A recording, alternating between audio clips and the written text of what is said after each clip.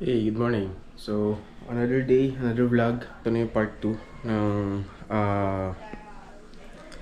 pagpapolish nung sasakyan ko. Gumising ako maaga kasi balak kong gawin yung ibang part since wala pang hindi pa siya natitirikan ng araw. Malamig pa yung sasakyan, so tamang-tama. Yun. Siguro ang titigil ko lang kapag natitirikan na siya ng araw. Kasi nga bawal siyang i-polish kapag naka-direct sunlight yung sasakyan. So, mainit na yung sasakyan, tapos mainit pa yung ipapolish mo, iinit yun. Masisira yung paint. So, tignan natin yung ginawa ko kagabi.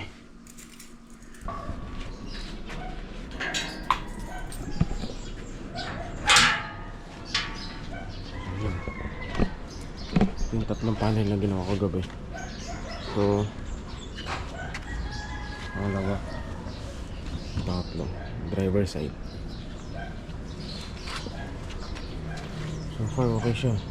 Ganda. Wala yung mga light scratches. Tapos ang kinis. Nakakatuwa. Medyo nag-lit din yung kalmot ng pusa.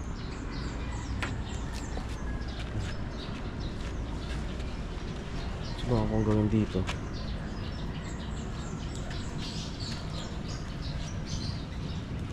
Easy. Tapos dumi.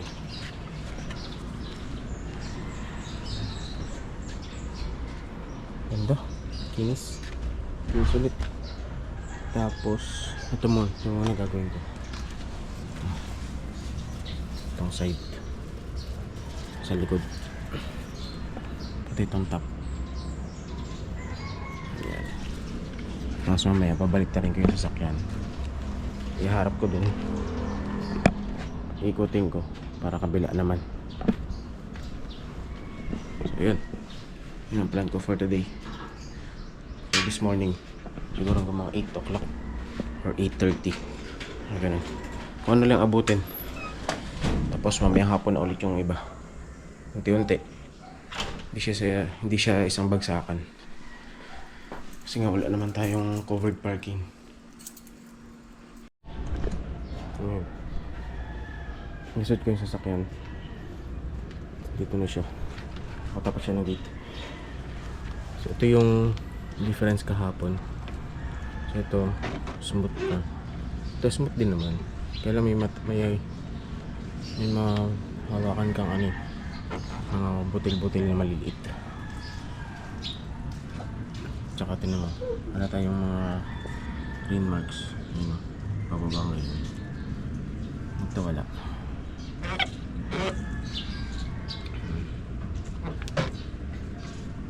Yan, punasan natin. Yun, halata. Punasan natin. Wala. Yan ang difference pag nakapolish. Ganda, galing. Nakatawa. I-clay bar ko muna to. Itong part na to. Tsaka yun. Ito yung taas. Yung taas na yan. Yung taas na trim. I-clay bar ko muna.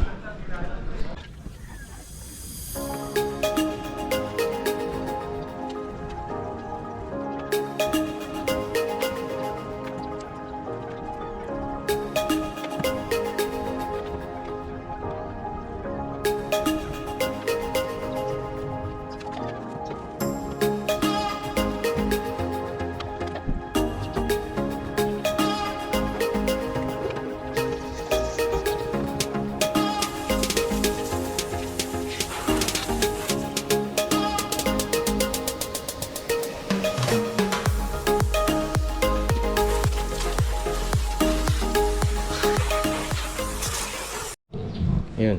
So, nakatuyo ko na. Yeah, pasikat na yung araw. Sumikat na yung araw pero sana matapos ko to. Itong part lang natin. Kintab naman siya kahit hindi siya na-polish. So, syempre iba pa rin yung kintab ng na-polish. Wala naman difference. Kaya lang kasi pag na hindi ko na ganyan, pag pinatuyo halata yung rain marks. Yung katulad nung kanina, pinakita ko kanina. So simulan na natin para matapos natin to, side na to.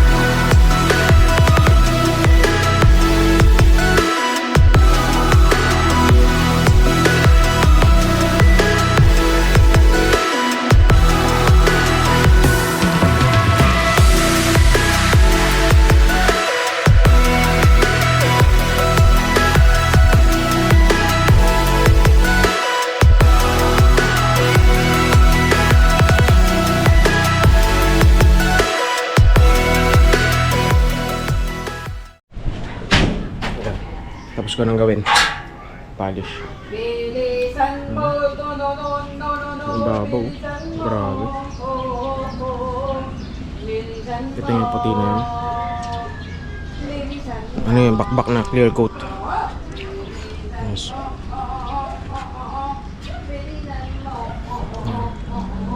Bakbak na clear coat yun. Ano talaga, parang feeling ko din, hindi ko feeling. Hindi na talaga kaya ng ano yan. Ng buffing. Ano na yan, repaint ng clear coat na. So, ayan. Ito yung ginawa ko.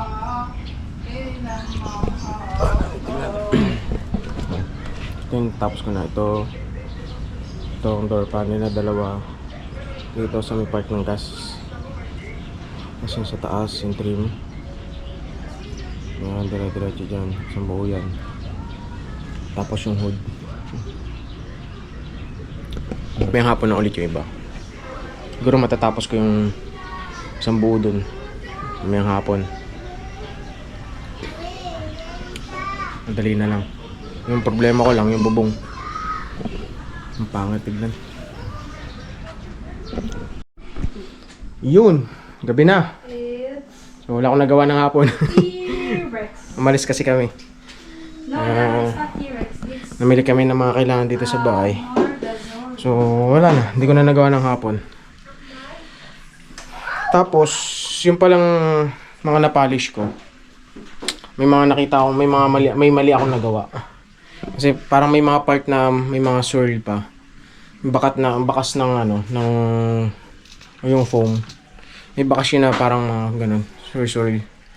So parang ano, nadiinan ko yata masyado yung pag-polish.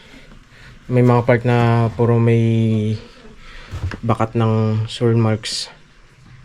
Kaya papasadahan ko yun isa pa ng light lang. Light na pang polish. Or gagamitan ko nitong, alam ko may nabili ako sa Shinga lang na ano na pang swirl marks remover. Hindi ko alam kung tama ba. Swirl marks remover ba yung nabili ko.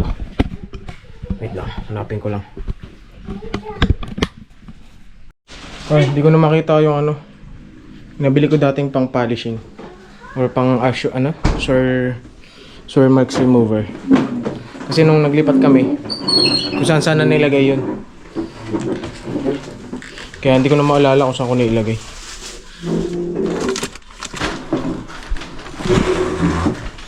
Tsaka yung palang sa roof o yung bubong ng sasakyan, hindi ko alam kung papa-paint ko na lang sa labas o sa iba. Sa ano talaga, sa mga nagpe-paint. para malatagan na maayos yung clear coat. Kasi kung ako naghahangin kasi, baka masira ko lang yung clear coat. So baka tiyagain ko na lang muna, daanin ko sa buffing, nagba-buffing ko, malesen lang yung parang faded area, tapos polish para kumintab lang kahit papano. Tapos pag nakapag-ipon-ipon, ilamusan ko. Same color pa rin naman, black pa rin yung, kasi ang original color niyan is black siya na may mga metallic. Makintab siya pag talagang nung bago, sobrang kintab. Yung gusto ko ganun ulit yung ipa-paint ko. Alright, after 3 days, hindi ko natapos yung plan ko dun sa sasakyan. Kasi,